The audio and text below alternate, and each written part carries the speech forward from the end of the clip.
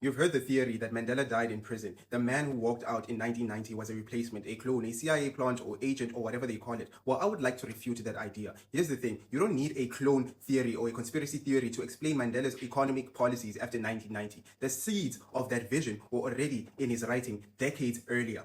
In 1956, Nelson Mandela wrote an article in publication called The Liberal. He was writing or explaining what the Freedom Charter would mean for South Africa. Listen to his words. He said, "For the first time in history of this country, the non-European bourgeoisie will have the opportunity to own in their own name and write factories and manufacture and trade and private enterprise will boom and flourish as never before." He wasn't talking about destroying capitalism or overthrowing the system of capitalism. He was talking about integrating a black elite into it, a non-European bourgeoisie, a black middle class that would own factories, trade, do business with existing or within the existing system. So here's the pattern. In the 1950s, Mandela's vision was not to overthrow capitalism. It was the inclusion of black people into it.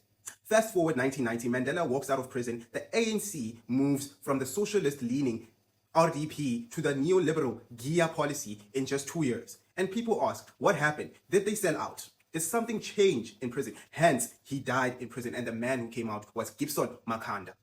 Does that make sense? Or maybe, just maybe, this was always the direction. Not a betrayal of the struggle, but the fulfillment of what Mandela had been saying since the 1950s, if you read that article. There's a quote by Henry, which fits or resonates with what I'm saying. He said, "The philosophy of one century is common sense in the next." What was radical in the 1950s, a black man owning a factory, became common in the 1990s. Mandela didn't change. The world around him caught up to what he had been saying all along. Now, here's where it gets uncomfortable. Many on the left believe Mandela was radicalized in prison. He was unalived in prison.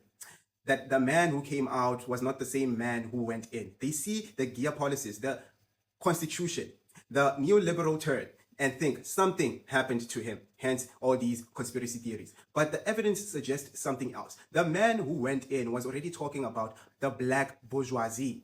He was already imagining integration into the system or the capitalist system, not its distraction. He didn't want to destroy the capitalist system.